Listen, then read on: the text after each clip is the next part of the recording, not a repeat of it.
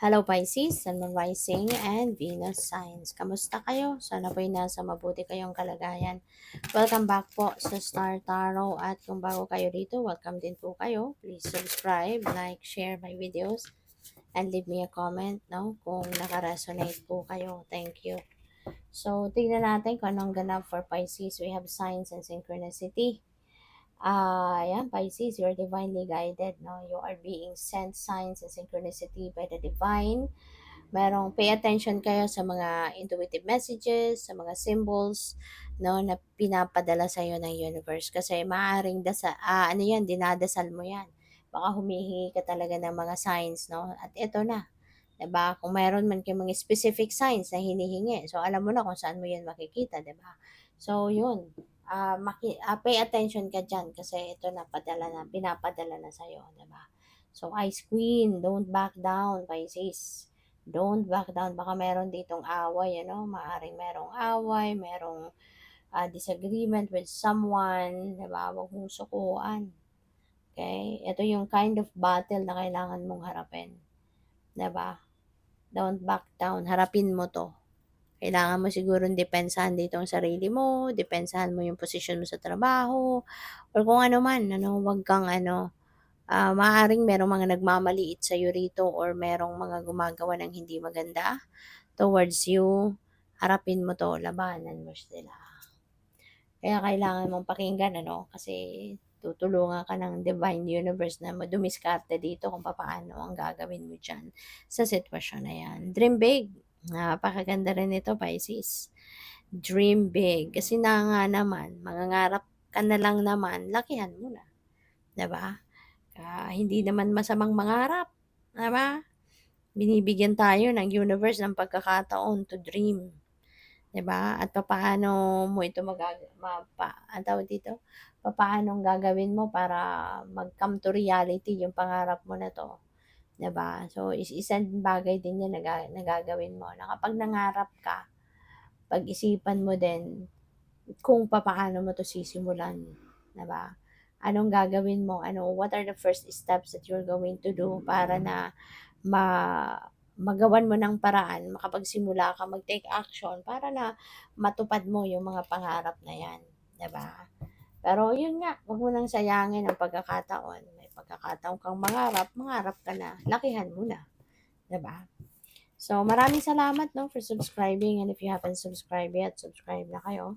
And also, maraming salamat din for not skipping the ads. Malaking bagay po yan sa akin. And also, please click the join button sa baba ng video kung gusto po ninyo na mag-join kayo sa membership. Okay? Salamat. So, we have emotional withdrawal, Pisces. Meron ditong sitwasyon siguro na gusto mo nang iwanan, gusto mo nang talikuran. In fact, kahit nandiyan pa yung sarili mo nandiyan pa yung katawan mo, sa sitwasyon na yan. Pero yung damdamin mo wala na diyan, yung puso mo wala na. Parang wala ka ng gana diyan. Kumbaga, maaaring nag-aantay ka na lang ng tamang pagkakataon, tamang panahon para totally maialis mo na yung sarili mo diyan. Maaaring nagta-timing ka na lang, 'di ba? Para makapagpaalam siguro, pero meron ka ng pupuntahan. No, kung alin man or saan ka man pupunta, maaaring yung puso mo talagang nandun na. Alam mo yun? Yung parang ano ka na, um, um, yun ang iniisip mo. Nagdidiskarte ka na, nagpaplano ka na para doon. So what else? We have conflict and defeat. Ayan. So, you know what? Itong do not back down na to, maaaring related yan dito. Pero alam mo, maaaring haharapin mo to, maaaring hinarap mo na, pero maaaring linked ito sa isang taong mahalaga sa buhay mo, 'no?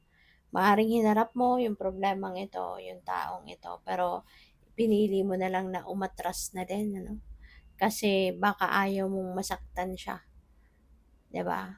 Parang siguro nalaman mo, 'di ba? May mga maaaring mga intriga 'to. Maaaring may mga intriga kang naririnig na galing, dito sa kunyari mahal mo sa buhay. Kaya parang, hindi ko siya aatrasan. Talagang sasagutin ko siya. Ganito, ganyan. Tapos pag nandun ka na sa sitwasyon, 'di ba? Nag-iiba eh. nag-iiba tayo, nag-iiba yung pakiramdam natin depende sa kung anong klaseng, ah, emosyon ang ipo-project natin. Minsan 'no, kahit galit na tayo sa loob, pero dahil, mahal natin sa buhay yun, kunyari magulang natin o kaya kapatid natin, 'di ba? Mas nangingibabaw pa rin yung pagmamahal natin sa taong yun, 'di ba? Yung pagrespeto, pagpapahalaga natin sa taong yun. Kaya kahit minsan galit na tayo, hindi rin natin masabi, 'di ba, yung gusto nating sabihin. Kasi pagdating natin dun, parang umuurong na yung buntot natin at pinipili pa rin natin na pagpasensyahan na lang.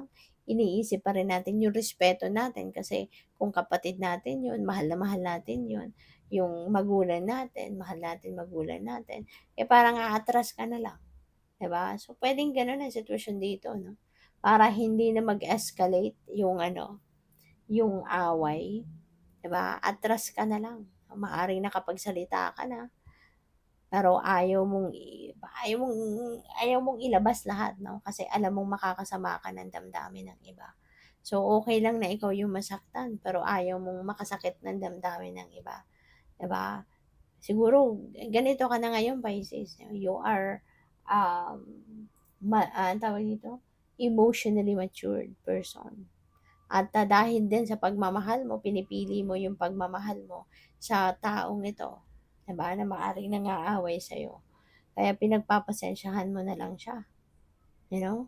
Kaya ikaw na lang yung umatras, ikaw na lang yung, kasi yung pag-atras 'no, sa isang laban lalo-lalo sa mga pag-aaway, hindi nun ibig sabihin na natalo ka, 'di ba? Minsan umaatras tayo because of love, 'di ba? Mas pinipili natin yung pagmamahal at ayaw nating makasakit ng damdamin ng iba. Ayaw natin na mas lalo pang lumala ang away natin sa kanila, 'di ba? Ayaw natin na masira ang relasyon natin sa kanila, 'di ba? Kaya minsan tayo na lang lulunukin na lang natin ang pride natin. Minsan, talagang sige tatanggapin na lang natin kung anong sinasabi nila even though hindi yun totoo, 'di ba? Kasi dahil sa pagmamahal sa kanila. Pinapahalagahan natin yung relasyon natin sa kanila, pagmamahal natin sa kanila.